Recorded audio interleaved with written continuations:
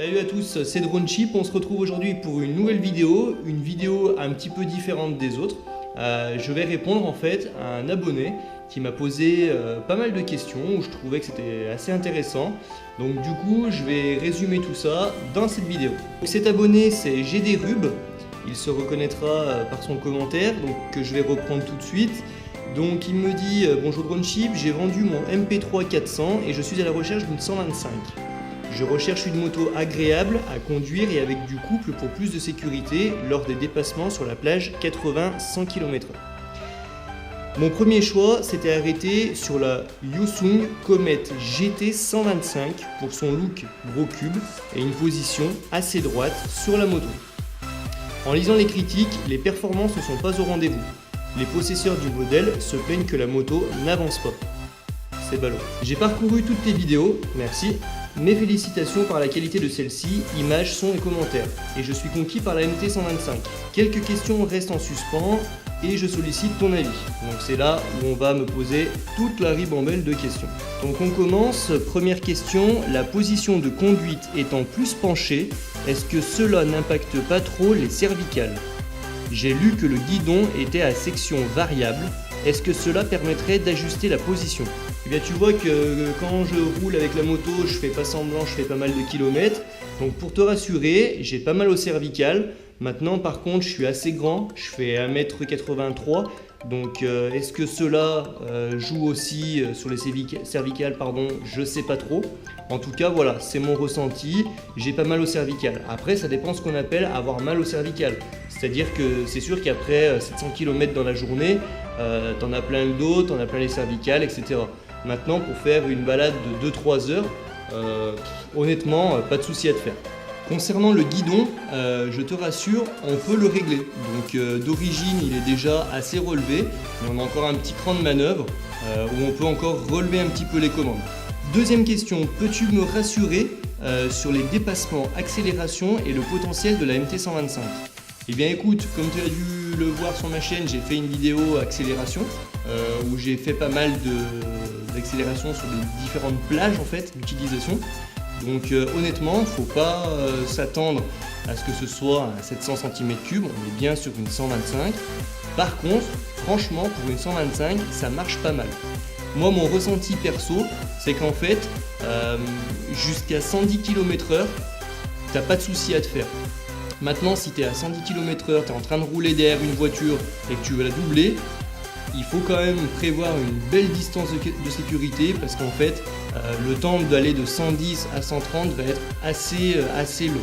Donc si en plus tu tombes sur un con qui veut accélérer en même temps que toi, bon bah là c'est un petit peu délicat. Mais dis-toi que quand tu roules en dessous de 110 et que tu veux dépasser jusqu'à 110, 115, il n'y a pas de souci, ça dépassera. Maintenant, il faut quand même y aller doucement au départ pour se rendre compte du temps de dépassement dont tu vas avoir besoin en fait pour ta machine. Troisième question, sur du neuf, peut-on espérer un geste commercial de la part du concessionnaire? Support de plaque, protège-poignet, sacoche de réservoir, etc. Alors, ça va dépendre des concessions, bien évidemment. En tout cas, mon expérience personnelle, c'est qu'en fait, quand j'ai acheté le véhicule, je l'ai pris tout de suite quasiment avec les 3/4 des options.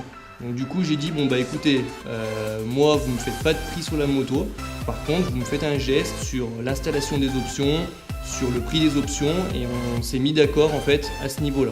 Donc j'ai pas eu de prix sur la moto concrètement, mais par contre sur les options j'ai eu un petit quelque chose qui est quand même pas négligeable. Oui effectivement tu peux négocier à ce sujet. Quatrième question, excepté la mise en conformité avec les normes Euro 4, n'aurais-je pas intérêt à choisir un modèle 2016, moins 100 € à l'achat? Alors c'est une question que je me suis posée. Honnêtement, moi j'ai le modèle 2016, comme tu le sais, et la différence avec le modèle 2017, il n'y en a pas énormément. Tout ce que je peux te dire, c'est que moi le modèle 2016, j'en suis super content. On peut lui mettre la grille du radiateur, chose qu'on ne peut pas mettre sur la 2017 parce qu'en fait il y a le module ABS qui vient devant le radiateur et qui te permet pas de mettre le cache.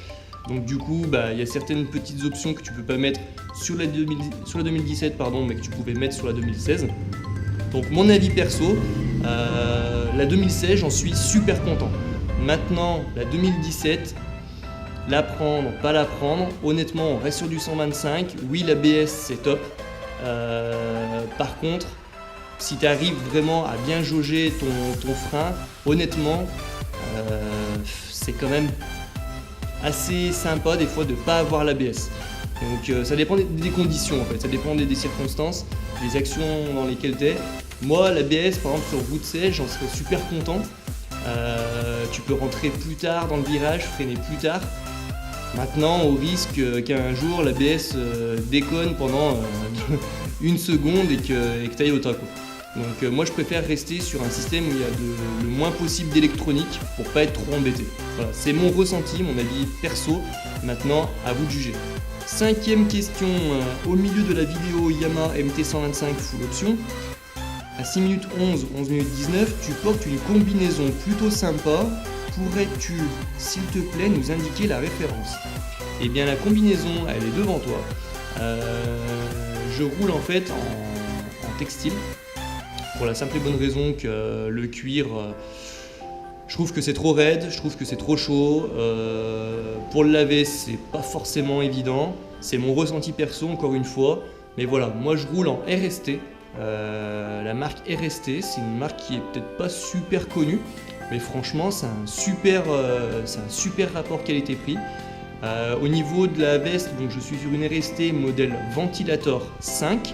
L'avantage de ces vestes, c'est qu'en fait, tu as 3 doublures à l'intérieur que tu peux moduler à ta guise.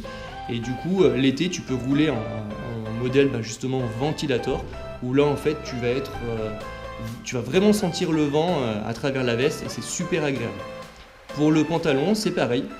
C'est un RST Ventilator. Et ensuite, donc, les deux s'associent en fait, on peut les attacher avec la fermeture éclair pour faire une seule combinaison pour éviter d'avoir le dos à l'air quand tu te penches un petit peu. D'ailleurs, pour information, après tous mes milliers de kilomètres avec cette combinaison, la veste était vraiment dans un état lamentable et là en fait elle ressort du pressing. Vu que c'est un textile, on a pu enlever les doublures et les protections à l'intérieur, donc elle était vraiment nue. J'ai laissé ça au pressing, ça m'a coûté 30 € et la veste est ressortie comme neuf. Question suivante, dans une vidéo ou un commentaire, tu précises toute l'attention que tu as portée au rodage. Peux-tu en dire plus sur cet aspect?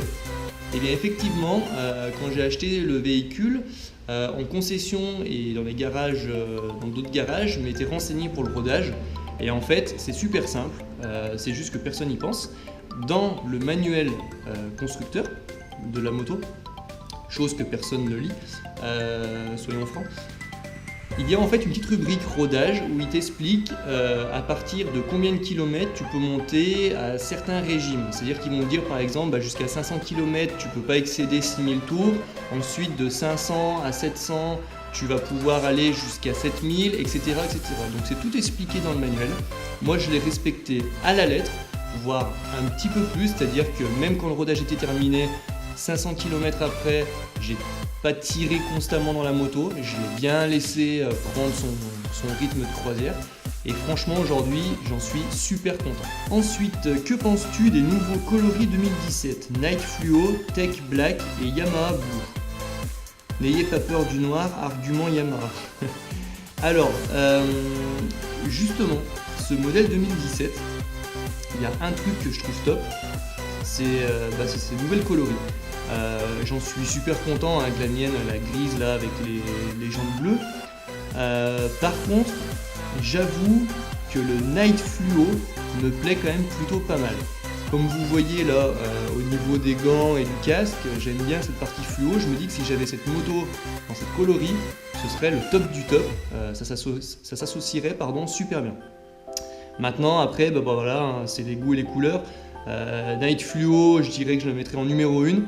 Tech Black en numéro 2.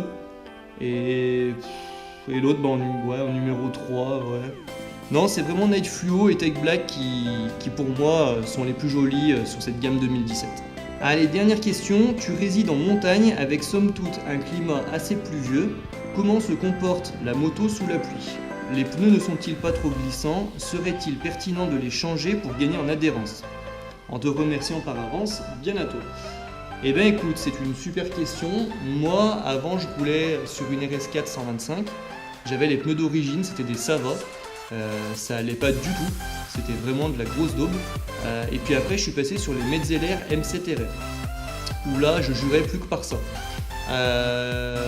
Soit sur le sec ou sur la pluie, franchement, j'en étais super content.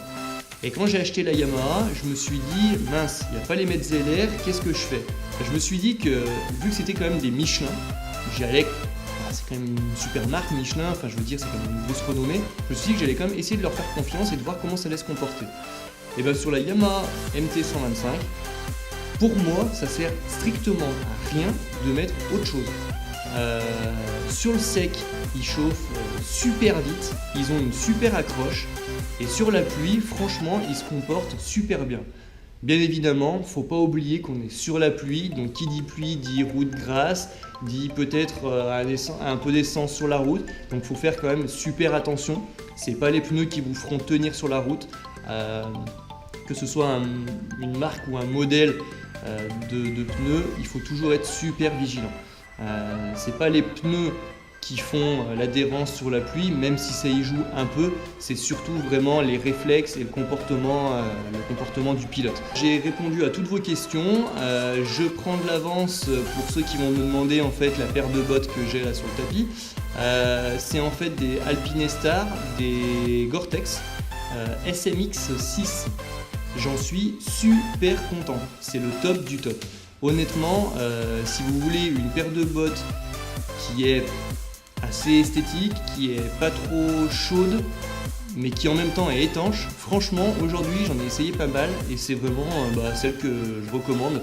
D'ailleurs mes collègues motards ont suivi mon test et en fait ils ont finalement acheté les mêmes que moi. Au niveau des gants, c'est toujours des Alpinestar, des SMX 1 avec cette finition carbone. J'ai pris ceux-là parce qu'il me fallait des gants été, les miens étaient un peu usés. Je les ai trouvés assez solides. J'aime bien la partie carbone qui est sur la protection des phalanges. Je trouve que c'est très important. Ne négligez pas vos gants, même si on vous autorise aujourd'hui à rouler en short, mais ne négligez pas vos gants parce que le premier réflexe quand vous tombez, c'est de mettre les mains. Donc si vous pouvez vous protéger ce qui touche en premier le sol, c'est quand même super. Donc voilà, sur ce, cette vidéo est terminée. Vous pouvez bien évidemment toujours continuer à me poser des questions dans les commentaires. Et puis si je trouve des commentaires vraiment très complets et très pertinents qui englobent en fait pas mal on va dire de centres d'intérêt au niveau de la moto, à ce moment-là, je pourrais faire d'autres vidéos comme celle-ci. Voilà, si vous me posez une question dans le commentaire, ça va être compliqué, je ne vais pas avoir le temps de regrouper tous les commentaires, déjà que j'essaie de répondre à tout le monde. Donc voilà, essayez de synthétiser, de faire des trucs assez complets pour qu'on perde le moins de temps possible. Voilà, et écoutez, sur ce, je vous dis à la prochaine et soyez prudents. Ciao ciao!